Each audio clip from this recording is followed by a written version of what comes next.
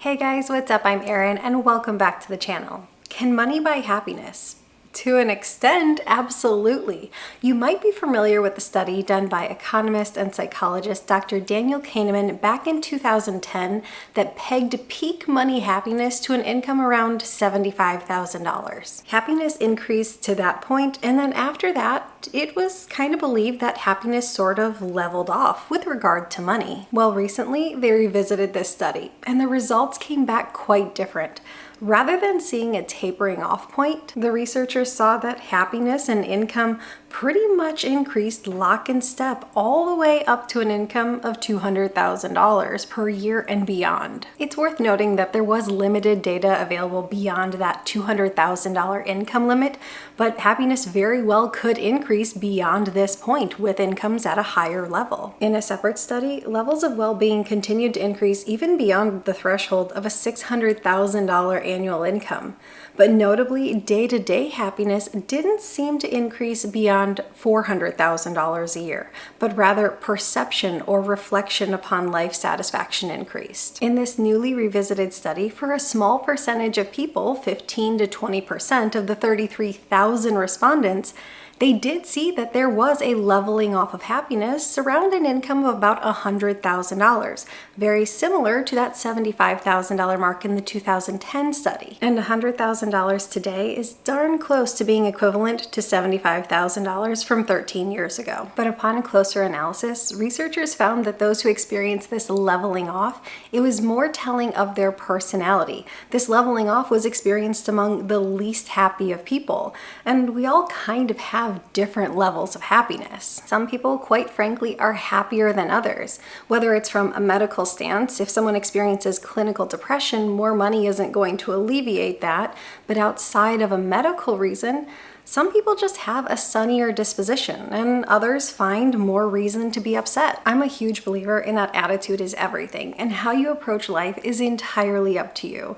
That's not to say that there aren't very real hardships. Absolutely there are, and I wasn't born with this attitude. There was a time in life when I had a brain tumor and had it removed, and that left me with epilepsy, that I became very depressed for quite a long time. But over time, I realized that my attitude was within my control. While other factors might not be, I could control how I responded to things. So I worked really hard on that. And I can say that life is better with a positive attitude. I feel like we all have a resting level of happiness, but I do feel like you can influence that over time. How would you rate your happiness on any given day on a scale of 1 to 10, just when you get out of bed? What's your number? I think for me, that number is like a 7.5 or an 8. Generally, I feel pretty good. Money being correlated with happiness isn't really all that surprising. And the reason is twofold. A lack of money can absolutely lead to stress and unhappiness. And on the flip side, greater income can create greater possibilities. If we only focus on the happiness that money can bring, I think we're missing something. We also need to think about all the worries that it can free us from. I think when you go from a low income to a more moderate income, say $20,000 a year to $50,000 a year, you're gonna see a great increase in happiness. At this point, you can better afford the basic necessities of life: food, clothing, shelter. It is very difficult to be happy if every single day is full of struggles. So in a sense, money buying happiness at this level is really money leading to an increased comfort or alleviating pain. And that's a huge basic point. Being able to put food reliably on the table every single night for your family goes a long way for happiness. But when you're going from a more moderate income to a higher income, many can continue to create happiness, but more from the perspective of the opportunities that it creates and the doors that it opens. At a very fundamental level, money gives you greater control over your life. In fact, having a sense of control accounted for 74% of the association between income and well-being. The greater control and influence you feel like you have over your life, the easier it is to be happy. In fact, if you want to spend your money in a way that makes you happier, here's how science says you should spend it. Overwhelmingly, studies suggest that spending on experiences with others, and experiences that create memories boost happiness more than spending on things. And the happiness from experiences comes 3 times: the anticipation of the experience, the actual experience itself, and the memories reflecting on the experience. Whereas purchasing a product generally only leads to a temporary one-time increase in happiness. You get the product and that's exciting, but then over time it just becomes one of the many products we own and perhaps spends the rest of its life dying in a closet or a drawer, and we never see it again until one day we throw it away. The caveat here is products that allow you to have more experiences. Those products tend to increase happiness in the same way an experience would. For instance, if buying golf clubs allows you to go golfing regularly and you thoroughly enjoy that, well, that's going to lead to the same increase in happiness. One of the very best ways you can spend your money to increase your happiness is to buy back your time. For many of us in our working years, we tend to look forward to the weekends because this is where we have the greatest control of our time. We have the day off work, we might sleep in, we might spend time with family and friends, do an activity we enjoy. We look forward to these days because this is where we have the greatest control of our time and we get to do the things we like. But sometimes life has a way of giving us tasks that we don't really want to do in our free time, and that can decrease our happiness. But if you can find ways to farm out these tasks and buy back your time, so to speak, that can boost your happiness. Think of hiring someone to cut the lawn, clean your home, have your groceries delivered, things like that. You can free up more of your hours to enjoy doing the things that make you happy. Keeping your time in mind is hugely important when it comes to money and happiness, because a lot of times in an effort to increase income, people will commit to working longer hours or working overtime.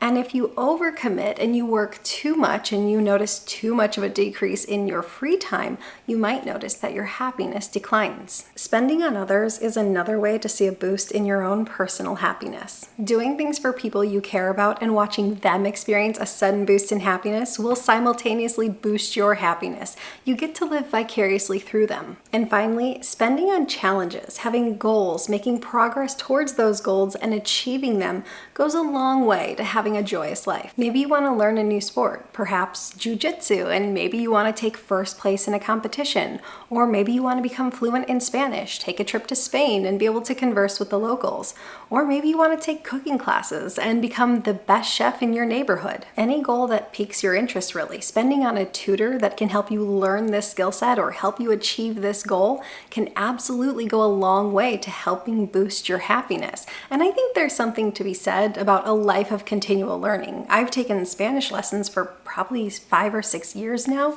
mainly just because it's something that I love. But I take a lot of classes. I've taken classes in photography and cooking because they're things I'm passionate about or things that I'm just really interested in.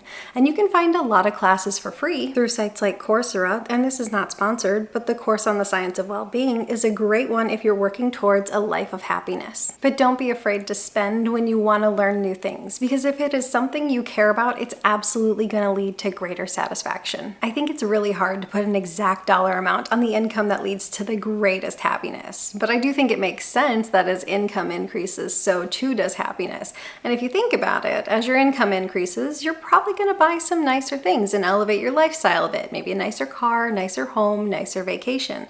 And there's absolutely nothing wrong with that, so long as you're still living within your means and sticking to a financial plan and building a brighter financial future. If you buy too much house relative to your income, regardless of the price tag of the house and regardless of your income, you're not going to be happy. You're going to be stressed. Same with a vehicle. Living outside your means is a recipe for unhappiness, and it is possible, if you aren't disciplined, to live outside your means at any income level. I think what it comes down to is discretionary income. That income above and beyond covering your necessities in life.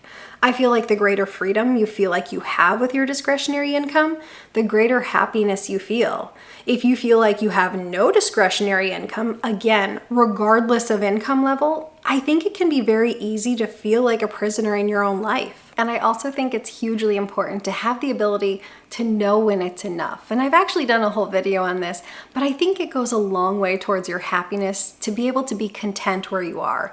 And that's not to say that you shouldn't have future goals and future ambitions, But being able to be happy today where you currently stand really does matter. If you think about it from a numbers standpoint, let's say going into retirement, you have $1 million portfolio.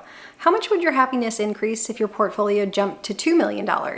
Well, I might say quite a bit, because if you're a follower of the rule of 4%, you've just doubled your annual income. But what if you had an $8 million portfolio? How much would your happiness increase if that portfolio jumped to $9 million?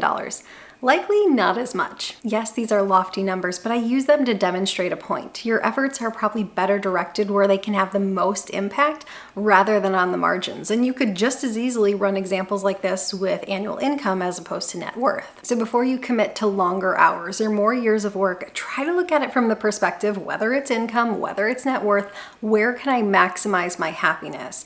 Because trying to live the happiest life, well, that's a pretty worthy goal. And using your income to buy your happiness, that's just smart spending. What do you guys do to increase your happiness? Let me know in a comment down below. I post new videos every single week. If you got anything at all out of this one, please give it a like. If you're new here, please consider subscribing, or if you know of someone who might get something out of this type of content, please consider sharing. I'll see you soon. Bye.